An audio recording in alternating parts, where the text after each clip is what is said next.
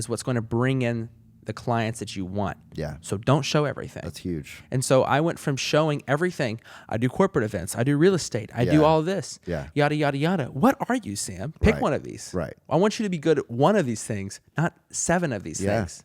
Mm-hmm.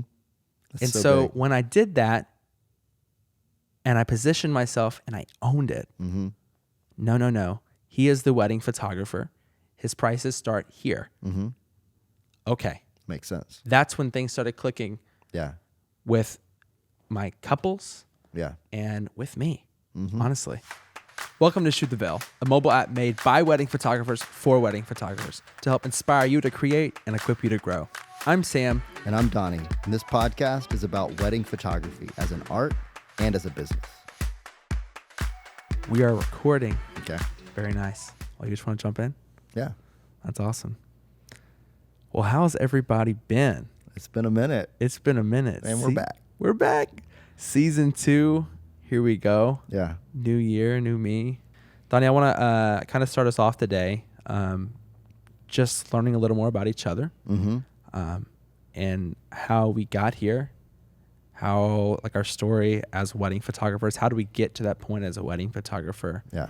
And, just a few fun questions between them and, like, that journey as becoming Mm-hmm. who we are today. Yeah. Cool. I think it'd be kind of fun to, share a little bit more about ourselves. We've been here and we have the opportunity to kind of open up. Yeah. Let's do it. Let's do it. So, when did you start? Man, I got started literally like with the digital revolution. So like Right, in on the 2000, cameras and computers started talking to each other through a FireWire, it was called. But Macintosh computers had commercials for like connecting a camera to it. And I was like, man, I bet you could make some money with that. And I was a teacher in an inner city school in Memphis, Tennessee, and had a wife and a baby on the way and had zero money. And I was like, I can only cut expenses so much before we just don't have the budget. Like, life can't work. And I was just praying, like, man, I've got to do something. There's got to be an answer. And I saw this commercial and it just stuck in my head. Like, I think there's going to be some magic here. And so I had a Discover card and I put $20,000 worth of camera gear and computer gear and Final Cut Pro 2, like all All the on stuff. all on this credit card, and figured out how to use it. Never even owned a computer, never owned a camera, and just figured out how to use it all. Really? Yeah, the whole business model was, if my monthly payment is like $400 a month, Yeah. if I could do one event every 3 months, I think I could at least make the minimum payment. That's the business plan. That's And amazing. That was the beginning. That's the beginning. Okay, so you go and you max out this credit card. Yeah. I love that. And I love your wife for that too. Right, yeah. That's just amazing. Did it work? Man, it's so cool. Like, once you have something that is yours, that you're telling the world, this is a thing I can offer you, world, would you like it? Then it just becomes a way for like blessings to roll into your life out of nowhere. Because if I didn't have that, someone would have to literally just bring me a bag of money. But this was a way for my family to be blessed when we needed it most, just out of the blue. So people would raise their hand and say, yeah, my kid's graduating, I'd like you to cover it. Or I know this person getting married, you should meet them. And just over and over, just sort of, I learned pretty quickly, if you kind of care and kind of do a good job, people are blown away. Like, the Right. bar is so low. The bar is so low. In that industry of service and creativity together. And so it was pretty crazy how quickly it kept growing. And every year it just became more and more overwhelming. And, at that point, teaching, I would teach all day. And then a little while later, I was a youth pastor. And both of these let me have weekends free. And so I was shooting on the weekends. And then I was editing from 11 at night till 2 in the morning because, family time's important. Incredible. Just pushing, because that's what entrepreneurs do, right? I mean, you have Grinding, a thing and man. you just keep going, and the candle, both ends are burning constantly, and you're just pushing and pushing and pushing. Yeah. So I did that for about 6 or 7 years of just me. And eventually I hired a guy to help me edit because video was just taking off. It was just so, like, nobody was doing video like we could Right. do it with this new So system. you were doing photo and video at the time. No, that's where No. things got a little weird. And Okay, cool. so tell me more. So Yeah. you're talking about video here. So I was doing video. You're doing video. Gotcha. So you were Yeah. going straight into the video world. Yeah. Video was Wow. exploding because photography was kind of huge, but Right. nobody really knew about video. Nobody did event video like this. Like Right. everybody's so used to it now. Nobody was doing that. Really? It was hard back then because you had film and big linear editors, and it was That's it was right. And complicated. you're actually cutting and splicing film. Right. Physically. Yeah. And so you got on the brink of a new age. Yeah, the digital revolution happened, and you could hit a button, and that cut, and then you could splice with another button, and it Yeah. became all within the computer. And that's when I jumped in and figured out how to use it, and then had to tell the whole world that stuff you see in Hollywood. Yeah, I can do that. Wow. And they're all like, "What are you talking about? How do you do a wedding with multiple cameras?" And Yeah. like, you can do that in your bedroom. Like, you can edit that. You don't have to have a big studio. And so it was educating everybody. Incredible. Yeah. That's really cool. So you're doing this, you're getting to a point like, okay, this 11 p.m. to 2 a.m. Yeah. 2 a.m. thing just isn't sustainable. livable. Like Yeah. it's not. I can't wake up at 5 a.m., go to school, Right. and do all this together. What was the moment where you're like, I'm going all in? Yeah. So in 2008, this was so 7 years into it, we had enough in the bank that I could make the choice of, if I'm going to go full time, now's the time. And it was kind of, the wave had been rising, and photography and videography around this point, photo cameras started being able to do video. And so new levels were there. Hybrid of- DSLRs. yeah. And so learning how to use both. And then it was like, I got presented with the opportunity to do photography for a wedding. And so they wanted both. Yeah. Photo and video. Yeah. And so my personality, like many of the listeners, is like, yes, I'll figure it out. Right. Right. So literally my first wedding, the week before the wedding, I bought my first digital camera, like officially. It was a Nikon D200. Oh, wow. And I think that goes for like $25 on Facebook Marketplace yeah, now. I don't even think you can buy gear, like batteries for it anymore. But yeah, so I bought that and lenses and flashes, and that was literally my first camera. I had to figure out what f-stop meant, what shutter meant, and I'm calling some of the photographers that I had shot alongside as a videographer, and like, hey, would you I'm like on the way to the wedding, remind me what the F thing does?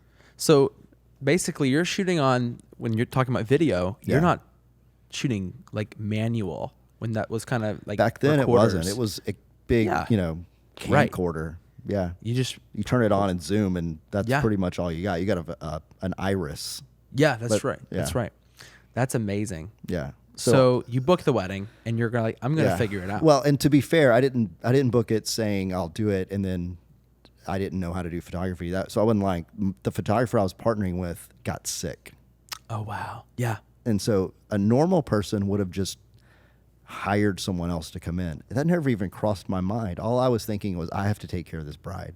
Yeah. So I went and got his camera, and it was a D40. And I was like, holy crap, this sucks. Like, I don't even know what to do with this camera. So I went and bought a better camera and better lenses, and figured out how to do remote flash, which no one was doing at the time.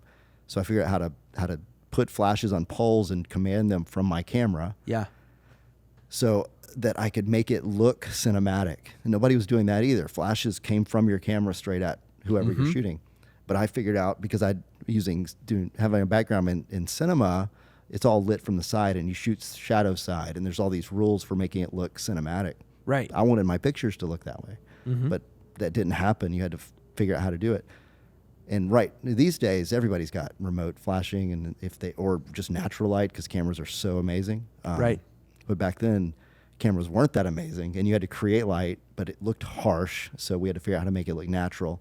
So all of that learning got compressed into like 2 days before the Amazing. wedding. But I showed up, and I just killed it. I loved it. I loved being in charge of the whole day.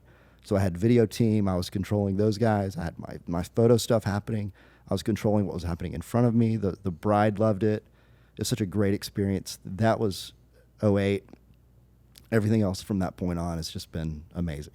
Wow. So just took off, and people saw something different, and they loved the service, and I loved serving. Like, I loved Yeah. creating in that high intense environment. Yeah. And the expectations were high, the nerves were high. I realized like my what I really loved was controlling the day. Yeah, definitely. Like kind of directing the whole day. Yeah. And then creating along the way, but And then it's also like they're looking to you. yeah. They're looking to you. Yeah. What is, because that's very important to them, how these photos turn out. And so they're looking to, to you, not just the wedding planner. Yeah, so that felt really good. I think it naturally, like, in me, that answered a lot of, or not answered, but like fulfilled a lot of needs. Like a leadership role. Yeah. And that's where you are now with your studio and a lot of other places in life. And so Yeah. I think that's definitely one of your giftings, and that Yeah. you were exercising that well there. And it all came to life there. I didn't even know all that was in me. Yeah. But it kind of came to life. So it's cool. I have a very similar experience, with that feeling as well. Yeah. And making people happy. Yeah. So that's really cool. So you do that, start just growing year by year. Yeah. 10 weddings turns into 15 weddings. Yeah. 15 weddings. Then we sort of just accidentally kept stepping into higher levels. And Yeah. some of that came about very intentionally. Others were unintentional, where it was just sort of people requested things and I just kept saying yes. And Yeah. it kind of, the epitome of all that was the $15,000 to $20,000 wedding packages where we were doing photo, video, photo booth, the wedding story leading up, like video pre-wedding. So like it's revealed at the rehearsal dinner, like this wedding story, why we're getting married, Right. at the rehearsal dinner, and then at the reception, a same day video edit, like at the reception. I think we talked Incredible. about that on one of the podcasts. Right. I think it Like- was the $50,000 wedding Yeah, package. yeah. If you haven't heard of that one, go That's check a it fun- out. That's a fun one. That one, that might be like my all-time favorite, Yeah, because we really got to exercise value. Yeah. And like, how do we add value to our, like, we can raise our prices, right. but if you're not raising your value, well, not much happens. Yeah. So how do we raise our value, therefore increasing our price? Yeah. I So forgot that- the actual name of it. What do we? I forgot the name of the podcast, but it's like 50,000. I think Like, it's, I I wanna will pay you- hire you $50,000 to do my wedding. Yeah. Go find it. Go Yeah, listen good. to it. Super helpful. Yeah. That's But amazing. That was kind of the epitome of everything. It got to that point, and just because people were requesting more and more and more, and the team got bigger and bigger and bigger, and capabilities kept growing, and technology kept growing, allowing us to extend further. Yeah. It's just been such a fun ride. That's amazing. Yeah. I guess one question that comes to my mind is, did you ever get to a point where it was like, if I don't do this one thing, if I don't hire this person, I am limiting what I can become. If I don't, because I a lot of times, especially for an entrepreneur starting out, growth starts to happen and we don't know what to do. Yeah. You know, it becomes like, okay, I'm getting the inquiries, I'm getting this. And if it's not handled correctly, it's lost. Yeah. What was There's- some of those turning points for you? What was Yeah. like that was it, I am not enough moment? Yeah. Yeah. There's things that you're good at and things that need to be done. And usually as an entrepreneur, you think you're the only one that can do all the things well. Is that true? Definitely not. And there are people that love doing those things you hate doing. That's so crazy. And like there's people that love the pressure of to-do lists. There's people that love sitting isolated in a room for 6 hours, 8 hours editing. Yeah. And so there's people that love those things. And if you free them to do them, you're free to do things that you find more fulfillment in. So Yeah.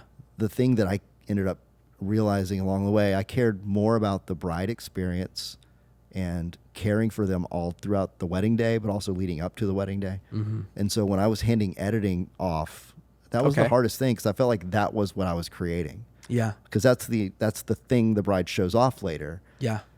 So Yeah. I felt like that had to be me. Right. But as I relinquished those things, then things really began to take off, because I could focus on the bridal experience, and the product was going to be great.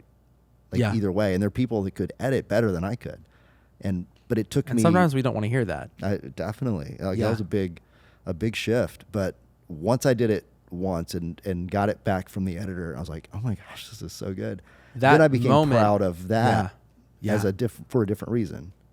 That's so good. That's probably the biggest moment. You asked about, was there a moment where it shifted? When I began to get proud of my team instead of proud of me, that changed everything. Maybe I've never put it that way. But when I began to I see people who are gifted and I began to give them work and they could be artists. Yeah. And then I was proud of the team I built, the team that had built around me. I don't even know, how much control I had of building the team, but sort of giving a place of freedom, of creativity where others could come together. Anyway, I became proud of that. I became proud of the whole process instead of the one artistic thing. That's so good. That was cool. That really was a shift for me. That's beautiful.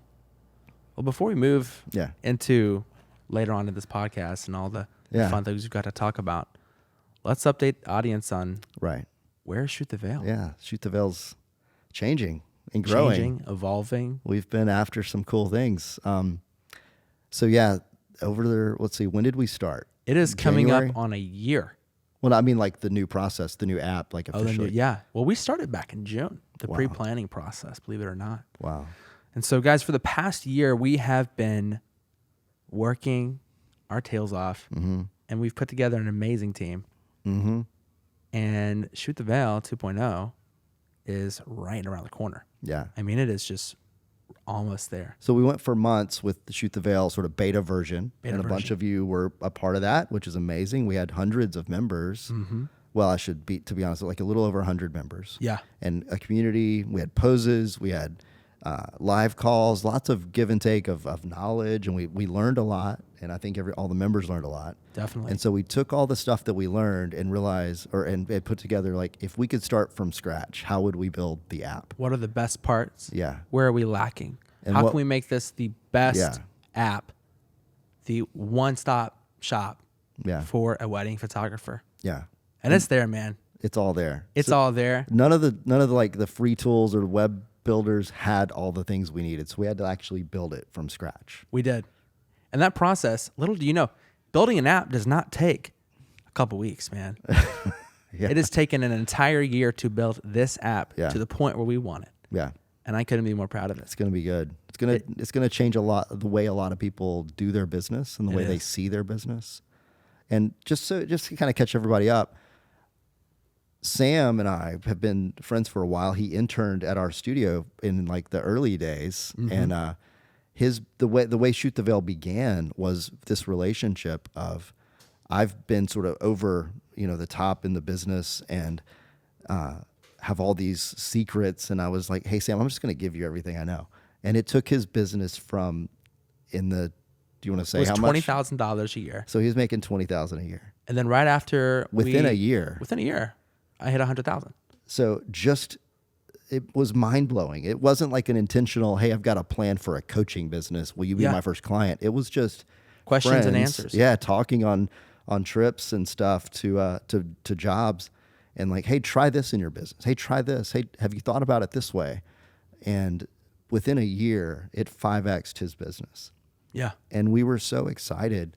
So within the next year, I was literally sitting at a coffee shop, and I was like, hey Sam, what are you doing right now? I texted him, and he came over, and I was like, here's an idea. What if we took what we did and shared it with the wedding photography world? Right. And it's not just you and me giving anymore. Right. It's everybody. And so, yeah, what if all the other people who know tons of stuff start giving back to other people who are on their way to that, and we became a community of photographers helping each other Yeah. be the absolute best that they could be.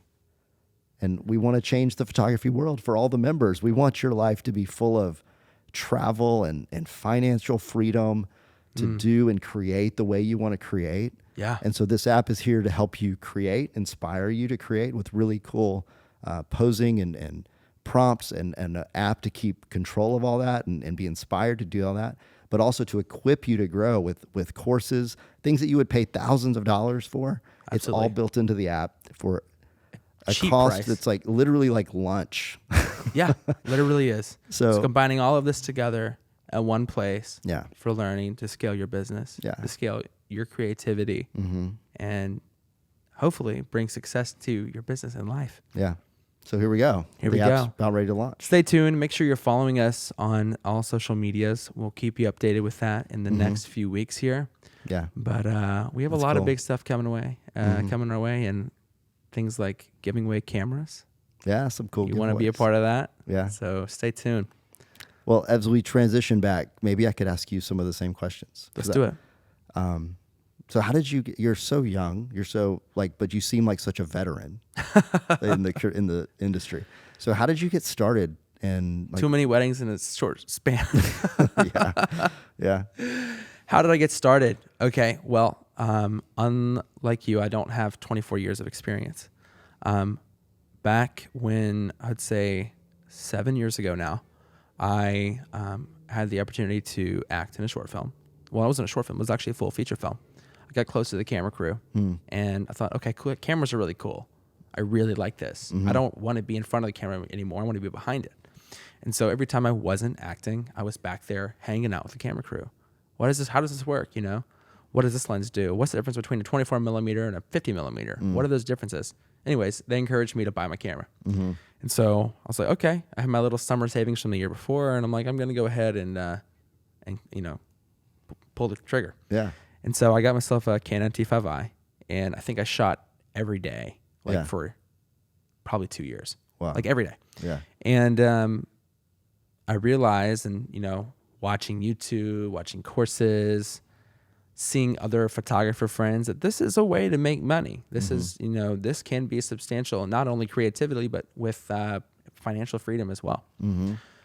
So I just started. And people started asking, hey, can you do my family shoot? Can you do my daughter's, senior photos? Yeah. Sure. Just like you. What if you had a request, Yeah.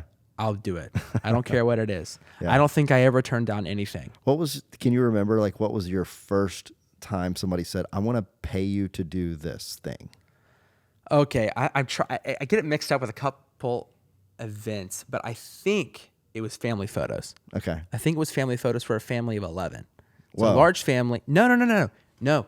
It was two families. They were like, well, you come and we're great family friends, and we're all hanging out this Thanksgiving, and we want family photos. Yeah. One of them was a family of 11. The other was a family of 16. 16.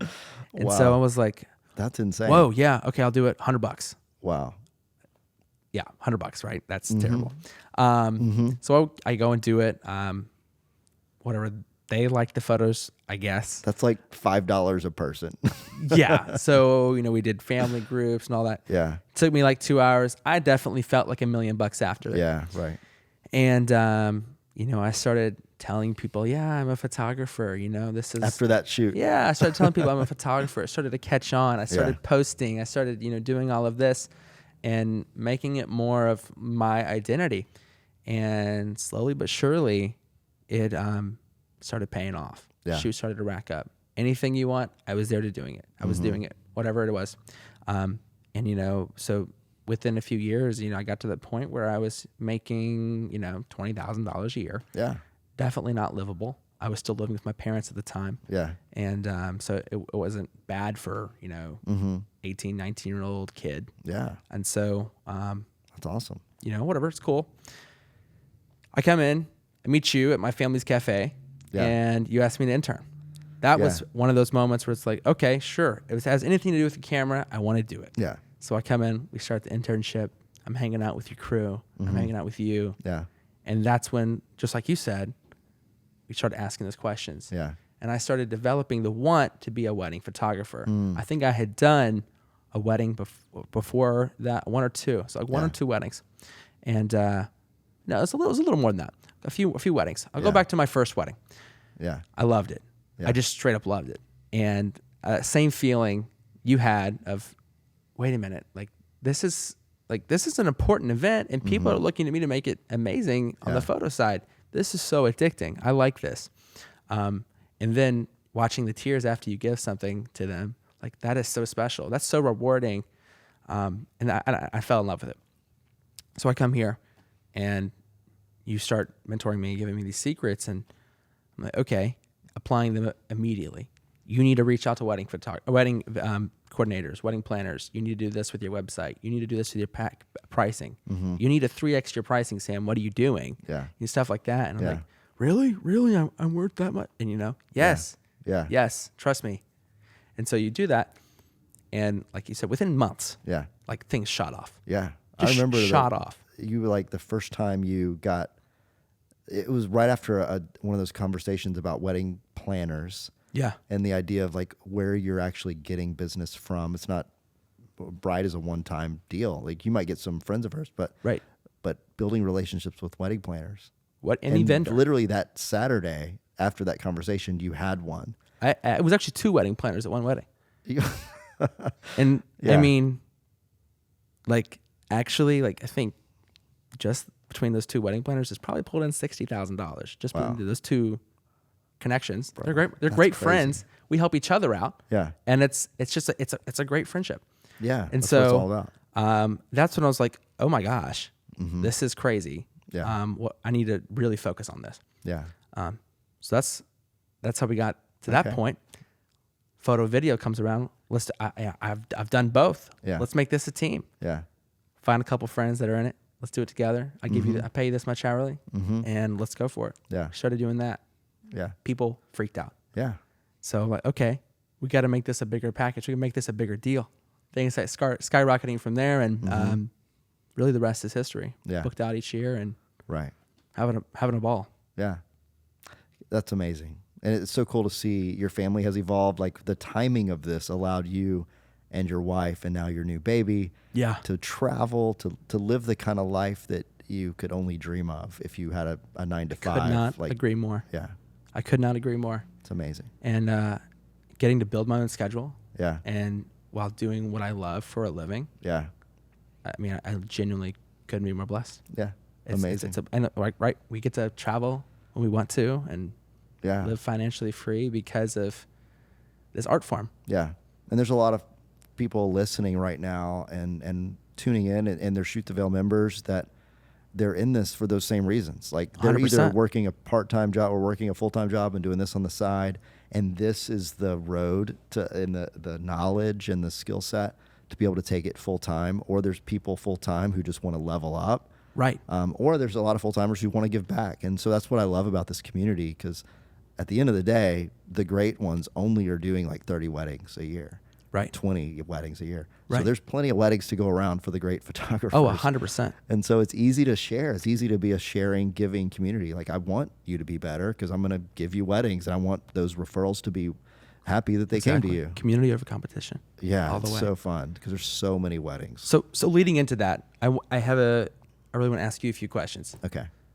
especially for members watching, like you said, who are maybe part-time or ready to make that decision or looking to make that decision. Like, how do I get to that point, right? Yeah. With that Okay. being said, That's good. give me 5 things you wish you knew before starting your full-time career Okay. in wedding photography. I'll see if I can list them really quick, and then we can unpack what you want to unpack. Go for it. So gear, there's a question mark, gear. Brides don't care about the things I care about. Okay. Was a big deal. So 5 things I wish I knew when I started. Gear, brides don't care about the same things. Go big and earn it. My style expands all the time. Maybe that's true of some people, maybe it's not. And then understanding the math. So we'll kind of unpack those a little bit. I love it.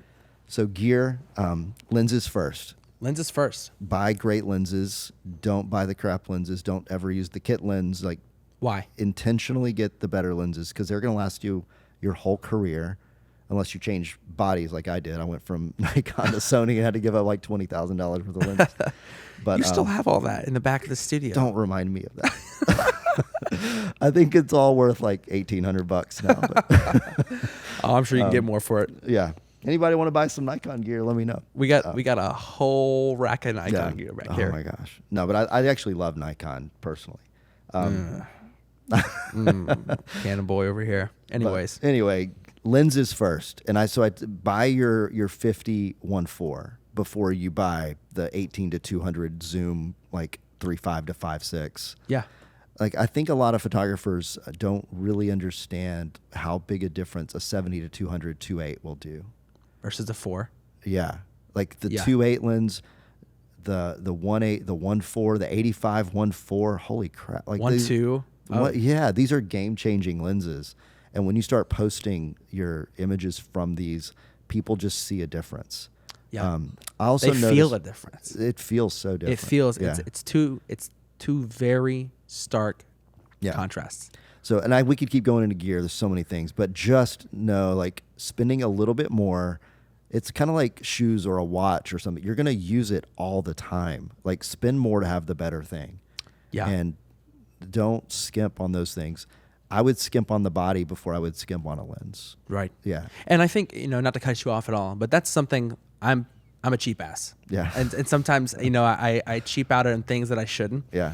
And so it took me learning, like, okay, you really need to invest in this gear. Not only one does it hold its resale value, Yeah. unlike the others, but it creates such a better image, which you can charge more for, Mm-hmm. and you can cover your costs and make a lot more money Yeah. when you invest in the things that matter. Yeah. I remember listening to another podcast, and basically it was a billionaire, and he said, someone asked me, if you had to do it all over again, what would you do? He said, spend more money, borrow more money. Dang. I was like, that's crazy. Interesting. Not Interesting. save more. He didn't say save more. He Yeah. said spend more and borrow more. Wow. He said that was what will skyrocket your business more. Wow. I thought that was cool. Okay. I'm gonna Anyways, go- I'm don't gonna mean to go- cut you off. I'd love to hear more of your points. Well, getting into debt is not one of my 5 things, but Good. although that was how I started out. That's how you started out. Now you're here. So brides don't care about the things I care about. This was important to me because it shocked me how little they cared about the amazing photos that I took. They cared about the fun photos and the personal moments. That's all that most of them cared about. Really? But the thing that I wish I knew back then was just to ask. Like, I thought they were coming to me because I was this amazing artist and I'm going to do what I do. But it turns out they may be drawn at that first level. But just because I rocked all these other weddings in that way doesn't mean I know what they're hoping their images look like. And so they care, and asking them who in the wedding party they like, if they had the top 10 people, who do you want that close image with? Like, asking them these kind of questions will give you a real good sense of how you're going to knock it out of the park with them. You're still going to do the beautiful stuff, but if you only did the beautiful stuff and then you did one like accidental picture of her with her great grandmother on the dance floor, like, that's going to be the one that she loves more than anything. Yeah. You It's know, funny. I had a bride reach out to me this past month, and she said, hey, you shot my cousin's wedding, and the reason I'm reaching out to you is because you got photos of my mom and dad dancing, you got photos of me and my fiance dancing, and you got photos of so many of my other people that I love on the dance floor together. Yeah. And she said, and that was amazing. She said, Special. I've never seen that before. Yeah. Which surprises me. But Yeah. I was like, well, awesome, And so Yeah. those photos are what endear them. Yeah. And they're not judging the photos of their loved ones Right. like they would themselves. Yeah. Right? If they see that photo of them hugging grandma or hugging, your best friend, Yeah.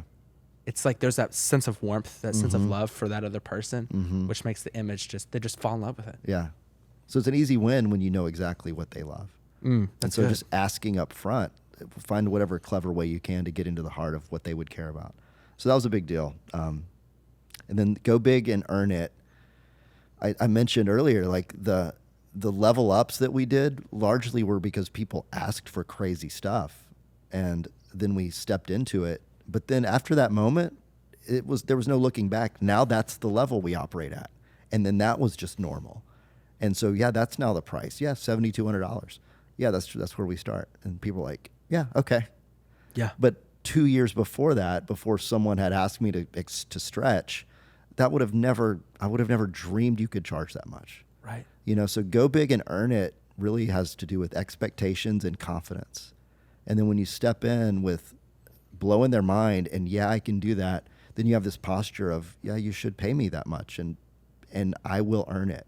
And we never step up to earning those higher numbers until we're either asked to or we choose to.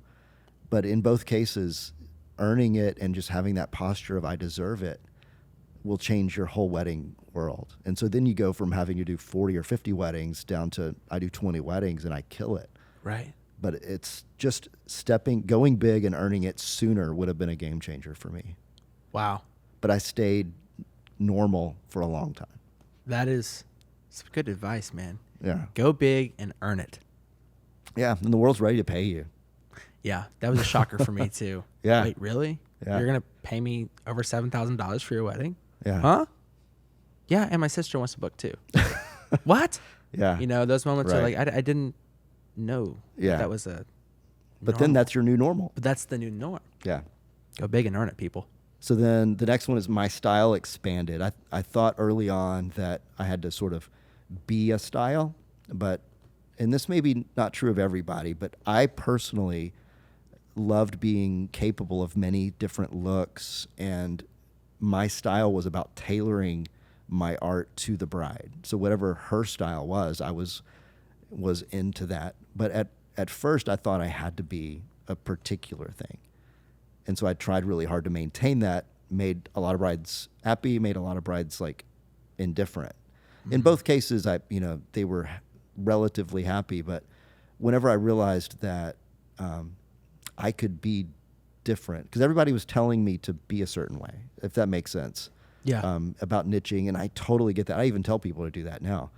But I grew my niche from I'm a certain way to my niche is I'm able to tailor to your way, and I can nail it in whatever thing you need me to be.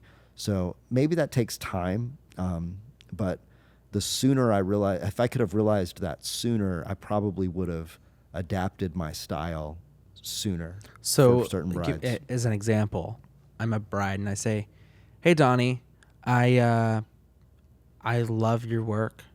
It's really great, but I'm really going for that bright and airy look. Yeah. Can Cool. you do that?" Absolutely. I love Okay. that. And And here's then some it's- examples of how I've done that. Okay. And yeah, so my answer is yes. And, again, this may just be certain personalities, but my Correct. answer is always yes, I'll figure it out. Yeah. And in terms of style, being good enough and practiced enough to be able to show up with bright open lenses, natural lighting, and bringing reflectors instead of flashes, like these kind of things are, and then editing along those ways. Just, it's not hard. You just have to be intentional, and you show up with the gear that does that stuff, as opposed to I want to look like I'm on the runway. So we've got flashes, we've got hair lights behind them, we've got a big soft box in the church in the sanctuary for the bridal portrait. Like there's gear involved, Right. There's- This goes back to your gear. Yeah, so Gotta have it. you've got enough to show up well. Anyway, style expanded. I guess just having permission early on. I guess that's what I'm saying. Like if I'd have known this early on, I would have grown faster. If Yeah, I'd known that would have been a definitely. benefit. Definitely. And then the fifth one was understanding the math.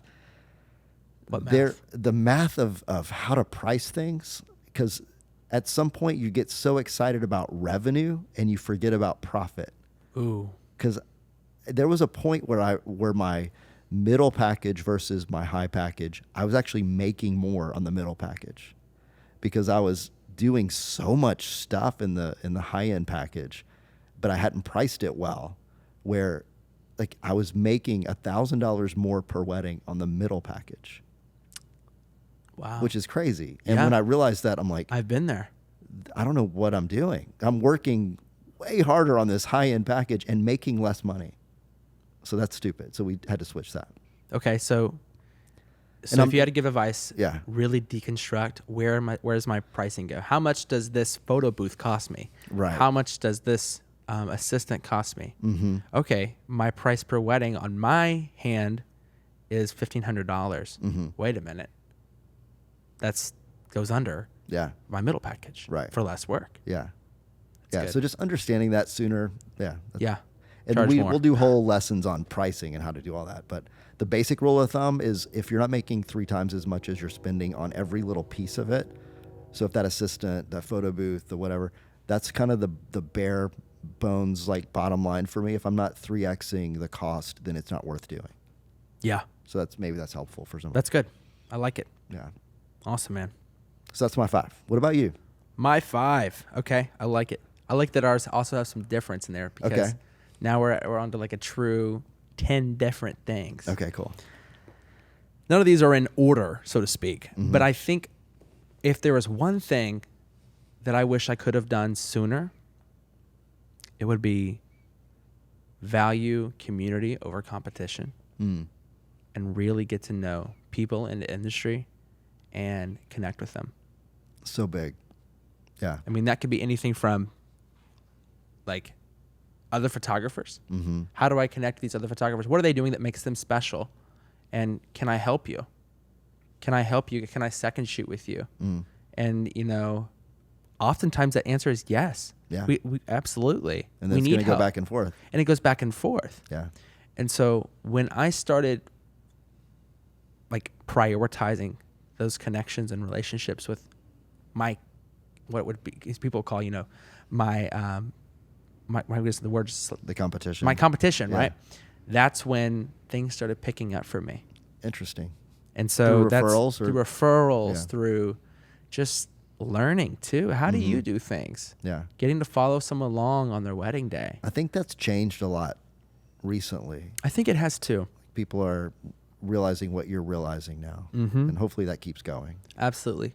One thing that also changed for me, and it's just a little bit different than you, and it also goes back to who you are as your company and as your brand. But for me, it was actually buying presets. So, like I said, buying presets is what helped me establish a consistent look that I felt like each bride knew they were getting.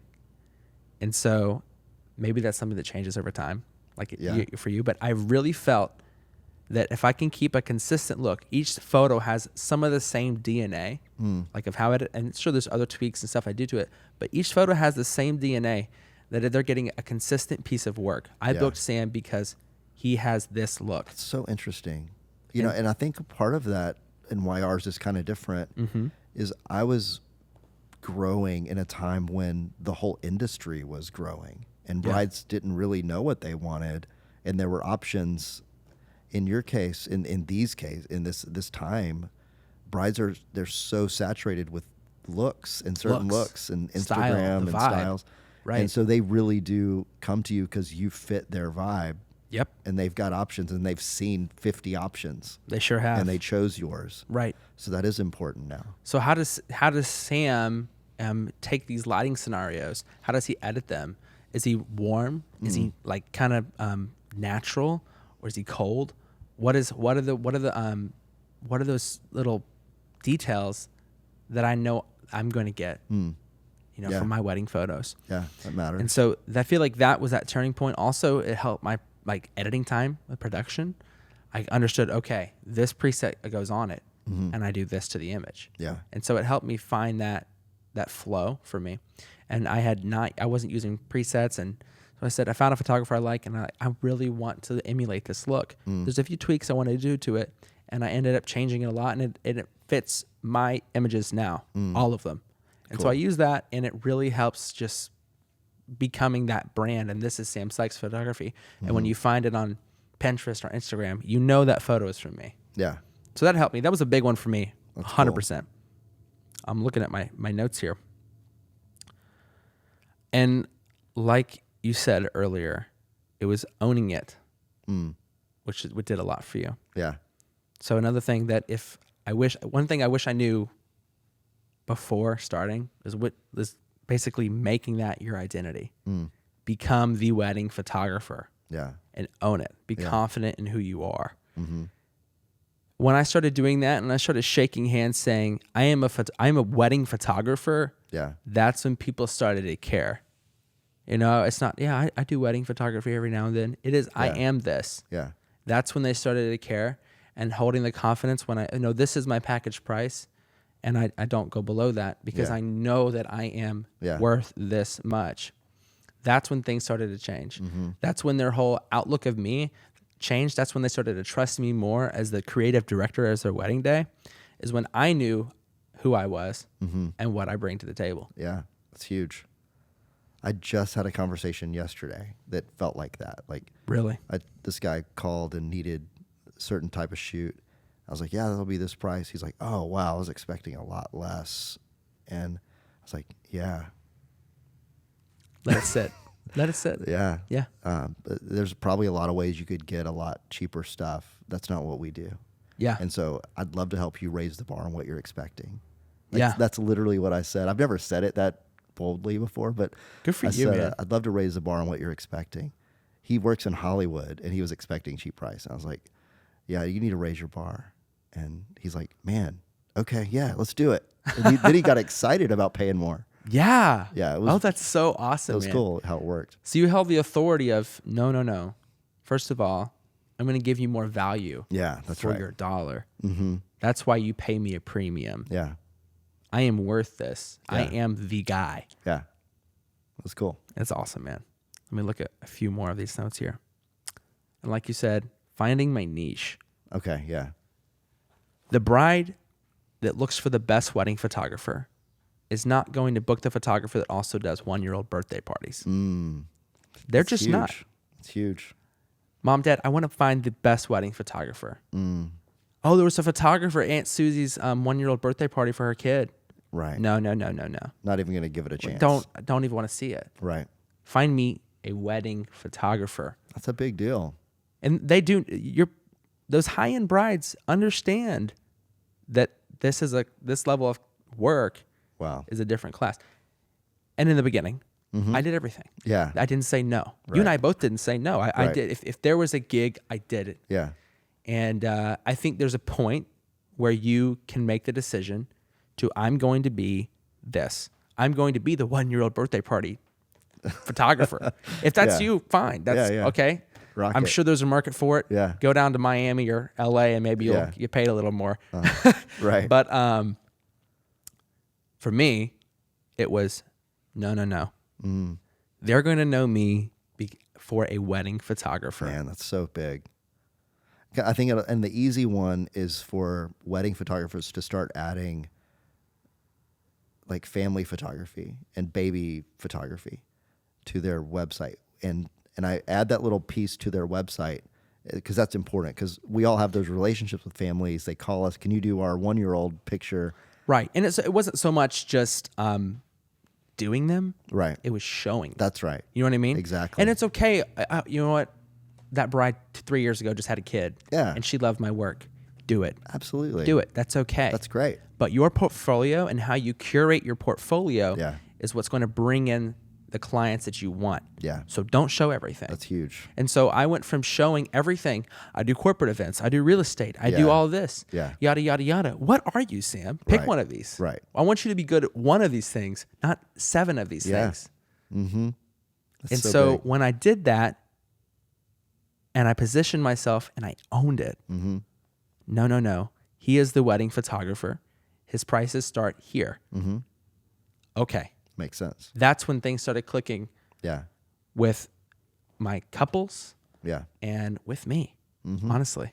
And so my Instagram and my portfolio, I'm not showing all these little side gigs intentionally because I know where the money goes. Yeah. I know the money goes it's going to go to these weddings. Yeah. And that's where I want to be. That's right.